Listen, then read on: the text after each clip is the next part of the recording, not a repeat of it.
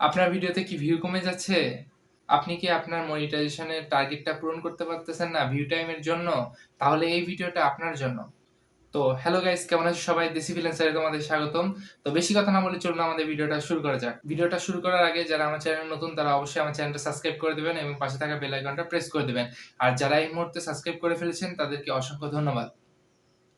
তো কিছুদিন যাবৎ যখন আমি ফেসবুক গ্রুপগুলোতে ঘোরাফেরা করতেছিলাম, তখন দেখি বেশিরভাগ ইউটিউবারেরই রিপোর্ট যে তাদের ভিউ টাইমটা কমে যাচ্ছে বা তারা তাদের টার্গেটটা পূরণ করতে পারতেছে না। তো ভিউ টাইম আসলে ২ ভাবে কমতে পারে। ১ম, তো আমরা যখন একটা ভিডিও আপলোড করি তখন আমাদের একটি টার্গেট থাকে যে আমার আগের ভিডিওতে ১,০০০ ভিউজ আসছে, এই ভিডিওতে আমি ১২০০ ভিউজ আনবো, তারপর ১৪০০, তারপর ১৫০০, এভাবে স্টেপ বাই স্টেপ আমরা ভিডিওতে ভিউ আগাবো। কিন্তু একটা সময় দেখা যায় যে আমাদের ভিউ টাইমটা কমে আসে বা আমরা ভিডিও আপলোড দিলে যেখানে আমাদের ১,০০০ ভিউজ হইতো সেখানে ৫০০ ভিউজ আসে। তো এটাকেই মূলত আমরা ভিউ টাইম কমে আসা ধরি। আবার আরেকভাবে আমরা ভিউ টাইম কম ধরতে পারি, সেটা হচ্ছে যে দেখা যায় যে আমার চ্যানেলে ৫,০০০ ঘন্টা ওয়াচ টাইম রয়েছে। কিন্তু তার পরের দিনই আপনারা দেখতে পারেন যে আপনার চ্যানেলে ভিউটা কমে আসছে। ৫,০০০ থেকে ৪,৯০০ তে নেমে গেছে। মানে ১০০ ঘন্টা ভিউ টাইম কমে গেছে। এরকমটা দেখা যায় অনেক সময়। তো আজকে এই ২ টা বিষয় নিয়ে ডিসকাস করব। তো সর্বপ্রথম আমি ফার্স্ট যেটা বলছিলাম যে আমাদের ভিউ এর টার্গেটটা কমে যায়। সেক্ষেত্রে একটা কথা বলতেই হবে, YouTube কিন্তু সবসময় আপনার ভিডিওটাকে ভাইরাল করবে না। দেখা যাবে একটা সময় আপনার এনালাইসিস এ যে ভিউ এর যে গ্রাফটা রয়েছে আপনারা দেখতে পাবেন একটা সময় ওঠে, একটা সময় নামে। আপনার গ্রাফটা কিন্তু সবসময় উপরের দিকে উঠবে না। YouTube আপনার ভিডিওটাকে সবসময় প্রমোট করবে না বা আপনার ভিউয়ার্স যারা রয়েছে তারা কিন্তু সবসময় আপনার ভিডিওটা ভিউ করবে না।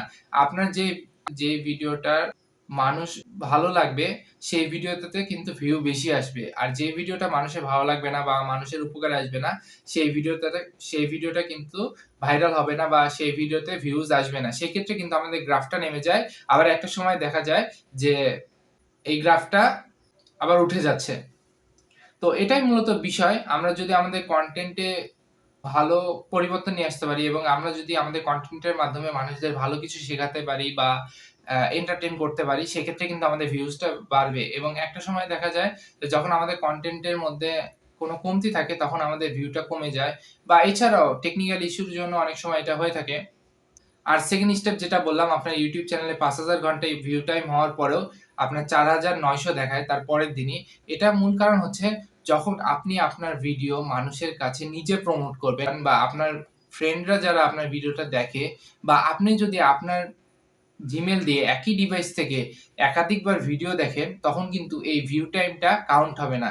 YouTube কিন্তু আপনার এই ভিউ টাইমটা কাউন্ট করবে না। আর সেকেন্ড যেটা রয়েছে সেটা হচ্ছে আপনি যখন আপনার ভিডিও আনলিস্ট, ডিলেট বা আ প্রাইভেট করে দিবেন, তখন কিন্তু আপনার যে ভিউ টাইমটা রয়েছে এটা কিন্তু কাউন্ট হবে না। সেই ক্ষেত্রে আপনারা এমনভাবে ভিডিওগুলো আপলোড করবেন যাতে সেই ভিডিওগুলো আপনাদের কোনো সময় ডিলিট বা আনলিস্ট করতে না হয়। সেক্ষেত্রে কিন্তু আপনার চ্যানেলের ভিউ টাইমটা কমে আসবে। আপনার মনিটাইজেশন এ এনেবল করতে গেলে কিন্তু আবার আপনাকে পরিশ্রম করতে হবে। দেখা যাচ্ছে যে আপনি একটা ভিডিওতে অনেক ভিউ টাইম পেয়েছেন। কিন্তু সেই ভিডিওতে কোনো ইস্যুর কারণে আপনি ওই ভিডিওটা ডিলিট করতে চান। সেক্ষেত্রে কিন্তু দেখা যাবে আপনার ওই ভিডিওর যত ভিউজ ছিল সেটা কিন্তু ডিলিট হয়ে যাবে। তো এইভাবে মূলত আপনার YouTube চ্যানেলে ভিউজ কমে যেতে পারে। তো এই দিকগুলো আপনারা লক্ষ্য রাখলে আপনারা কিন্তু খুব সহজেই YouTube এর ৪,০০০ ঘন্টা ওয়াচ টাইম এর টার্গেটটা পূরণ করতে পারবেন। তো এই ছিল আজকে আমার ভিডিও। যদি আমার ভিডিওটা ভালো লেগে থাকে তাহলে অবশ্যই আমার ভিডিওতে একটি লাইক করে দেবেন এবং কমেন্ট করে জানাবেন আপনার মূল্যবান মতামত এবং সাবস্ক্রাইব করে আমাদের পাশেই থাকবেন।